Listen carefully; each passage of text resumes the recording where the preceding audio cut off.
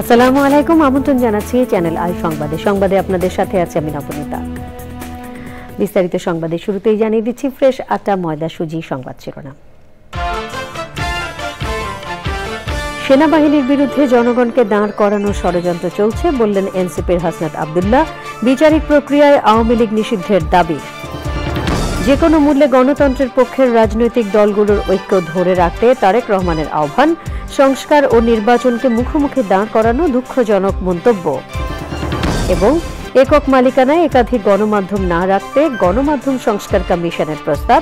বাস্তবায়নযোগ্য সুপারিশ দ্রুত কার্যকরে প্রধান উপদেষ্টার আশ্বাস।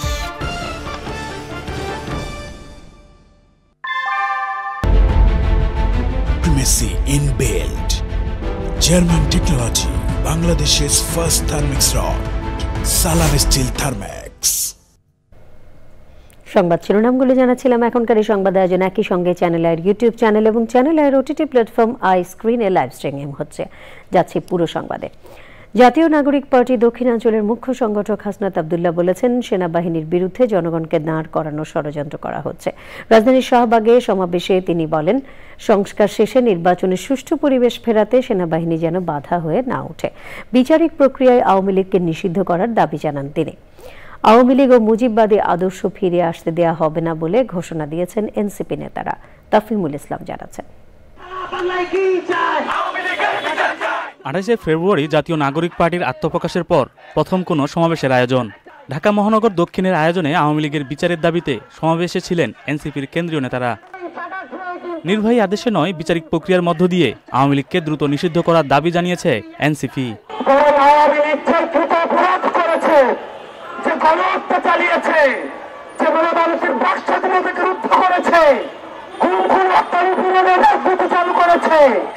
আপনারা যদি সকলের বিচার নিশ্চিত করতে পারেন তাহলে আগামী 300 বছরও আওয়ামী লীগের বাংলার জমিনে ফিরবে না। রাজনীতিবিদরাই রাজনীতি করবে মন্তব্য করে হাসনাত আব্দুল্লাহ সেনাবাহিনীকে ক্যান্টনমেন্টে থাকার আহ্বান জানিয়েছেন। নির্বাচনের মধ্য দিয়ে সেটি গত 1.5 দশক ধরে রাষ্ট্র কাঠামোর সহযোগিতায় এই গণতান্ত্রিক পরিবেশের যা আপনারা নষ্ট করেছেন, আমরা সেই পরিবেশে ফিরিয়ে দিতে চাই। সুতরাং এই পরিবেশটিকে ফিরিয়ে দেওয়ার জন্য আপনারা বাধা হয়ে দাঁড়াবেন না। আওয়ামী লীগকে নিষিদ্ধ ও নিবন্ধন বাতিল করা না হলে রাজপথে নামার হুঁশিয়ারি দিয়েছেন এনসিপি নেতারা। অন্তর্বর্তীকালীন সরকারকে অবিলম্বে দল হিসাবে আওয়ামী লীগকে বিচারের কাঠগড়ায় দাঁড় করাতে হবে। বাংলাদেশে আওয়ামী লীগের নামে কোন সাংগঠনিক, কোন রাজনৈতিক কার্যক্রম চলতে দেওয়া যাবে না। আওয়ামী লীগের নিবন্ধন যদি বাতিল করা না হয়, এই ছাত্র জনতা আবার রাজপথে এসে আওয়ামী লীগের নিবন্ধন বাতিল করিয়েই ছাড়বে ইনশাআল্লাহ। সমাবেশে বক্তারা বলেন, 5ই আগস্টের পর রাজনীতি করার অধিকার হারিয়েছে আওয়ামী লীগ। কেউ দলটিকে প্রতিষ্ঠিত করতে চাইলে সর্বাত্মক প্রতিরোধ গড়ে তোলার ঘোষণা দিয়েছেন তারা। তাফহিমুল ইসলাম, চ্যানেল আই, ঢাকা। বিএনপির ভারপ্রাপ্ত চেয়ারম্যান তারেক রহমান বলেছেন, যে কোনো মূল্যে গণতন্ত্রের পক্ষের রাজনৈতিক দলগুলোর ঐক্য ধরে রাখতে হবে। তিনি বলেছেন, এমন কিছু করা যাবে না যাতে স্বৈরাচার কাঁধে ভর করে। সংস্কার আর নির্বাচনকে মুখোমুখি দাঁড় করানো দুঃখজনক বলে মন্তব্য করেছেন তিনি। রাহুল রায় জানাচ্ছেন। বিএনপি ও অন্যান্য রাজনৈতিক দল নিয়মিত ইফতার মাহফিলের আয়োজন করছে। এতে রাজনৈতিক নেতাকর্মী ও বিভিন্ন শ্রেণী পেশার মানুষের সঙ্গে যোগ দিচ্ছেন বিএনপির ভারপ্রাপ্ত চেয়ারম্যান তারেক রহমান। রাজধানীতে 12 দলীয় জোটের ইফতার মাহফিলে লন্ডন থেকে অনলাইনে যুক্ত হন তিনি। একটি জায়গায় আমরা সকলে এক, বাংলাদেশ, বাংলাদেশের মানুষ, গণতন্ত্র। এখানে কিন্তু কোনো বিভেদ নেই। বেসিক বিষয়টিতে আমরা সকলে একত্রিত। আমাদেরকে যে কোনো মূল্যে ঐক্যকে ধরে রাখতে হবে। মতভিন্নতা থাকবে, আমরা বসবো, আলোচনা করব।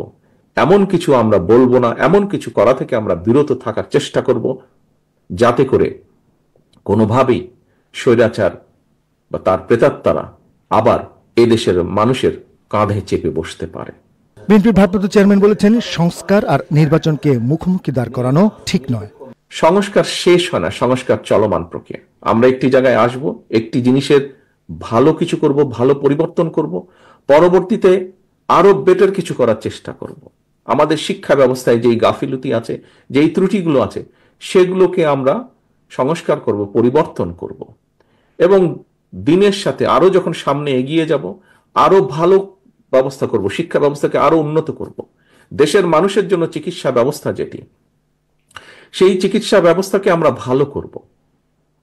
পরিবর্তিত পরিস্থিতি সময়ের সাথে যখন আরো এগিয়ে যাবে, সেটিকে আমরা আরো ভালো করার চেষ্টা করব।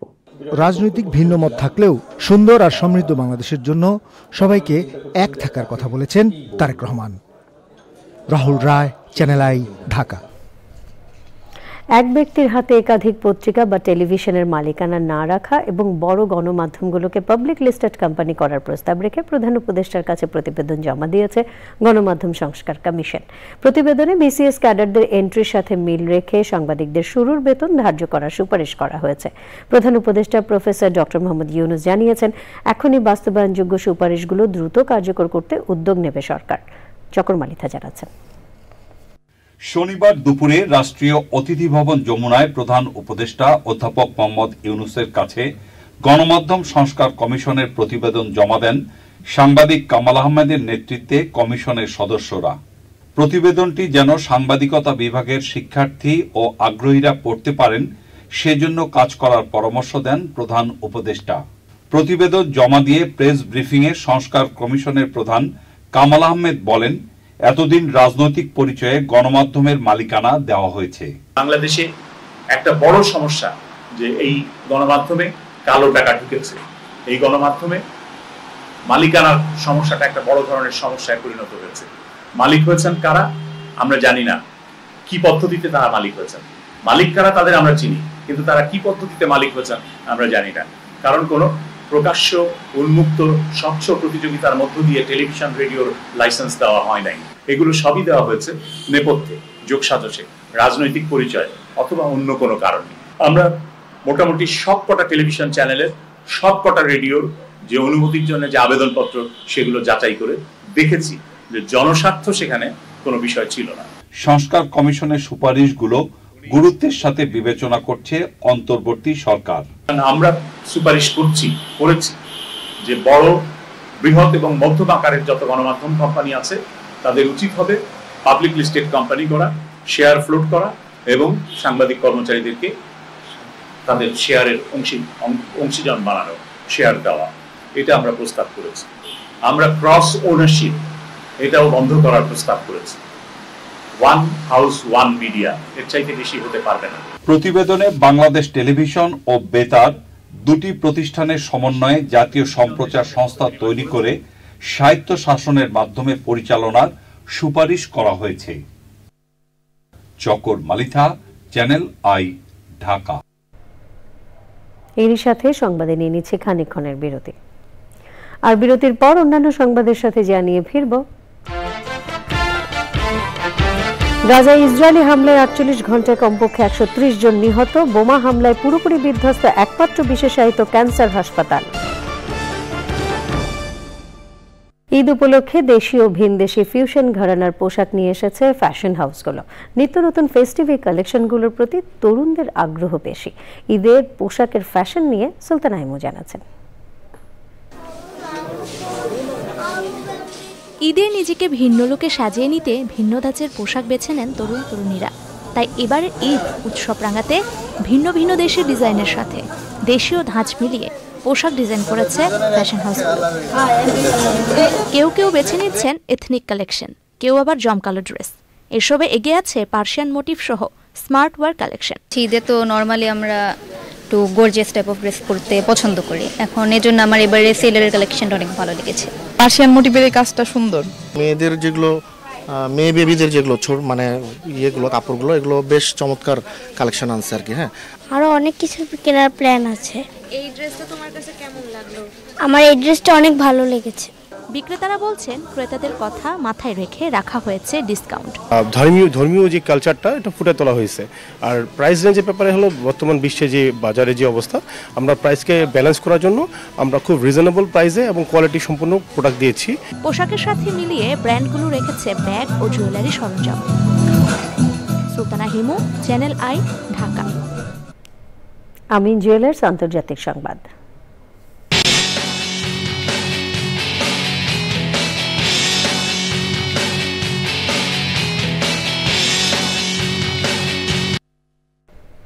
ফিলিস্তিনের গাজা উপত্যকার একমাত্র বিশেষায়িত ক্যান্সার হাসপাতালে বোমা হামলা চালিয়ে ধ্বংস করে দিয়েছে ইসরায়েল।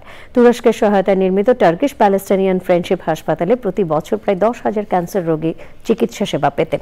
2023 সালের অক্টোবরে ইসরায়েলি বিমান হামলায় হাসপাতালটির ব্যাপক ক্ষতিগ্রস্ত হয়েছিল। শুক্রবার রাতে গাজায় ইসরায়েলের বিমান হামলায় 5 শিশু নিহত এবং একই পরিবারের 8 সদস্য ধ্বংসস্তূপের নিচে আটকা পড়েছেন। গাজার স্বাস্থ্য মন্ত্রণালয় বলছে 48 ঘন্টায় 130 ফিলিস্তিনি নিহত হয়েছেন। এছাড়া হিজবুল্লাহর রকেট হামলার জবাবে লেবাননের দক্ষিণে কয়েক ডজন বিমান হামলা চালানোর দাবি করেছে ইসরায়েলি সেনাবাহিনী। দেশটির জাতীয় সংবাদ সংস্থা জানিয়েছে ইসরায়েলি হামলায় 1 জন নিহত এবং 3 জন আহত হয়েছেন। এদিকে ইসরায়েলে আবারও ক্ষেপণাস্ত্র হামলা চালিয়েছে হুতি।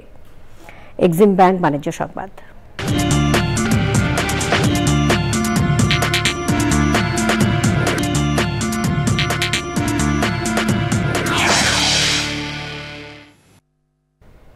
জুতা ব্র্যান্ড স্টেপ ফুটওয়্যারের উত্তরা সোনারগাঁও জনপদ রোডে ফ্ল্যাগশিপ শোরুম উদ্বোধন হয়েছে।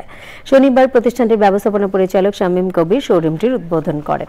উপস্থিত ছিলেন স্টেপ ফুটওয়্যারের প্রধান নির্বাহী কর্মকর্তা সিইও আমিনুল ইসলাম শামীম, মহাব্যবস্থাপক ওয়াহিদুর রহমান সহ অন্যরা। নতুন ফ্ল্যাগশিপ শোরুমে স্টেপ ফুটওয়্যারের সর্বশেষ ডিজাইনের সব কালেকশন প্রদর্শিত হচ্ছে। এখানে সব বয়সের পুরুষ, নারী ও বাচ্চাদের জন্য নান্দনিক ও বৈচিত্র্যময় জুতার সমৃদ্ধ সংগ্রহ রয়েছে।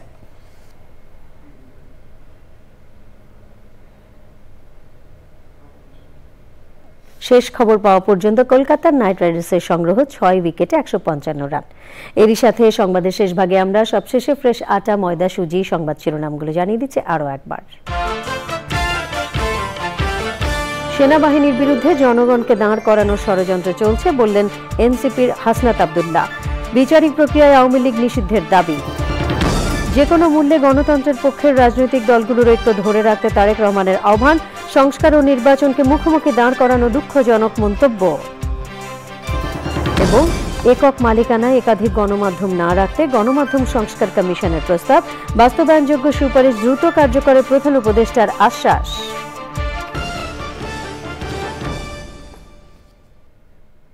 পরবর্তী সকল সংবাদ দেখার আমন্ত্রণ রইল। ধন্যবাদ সবাইকে।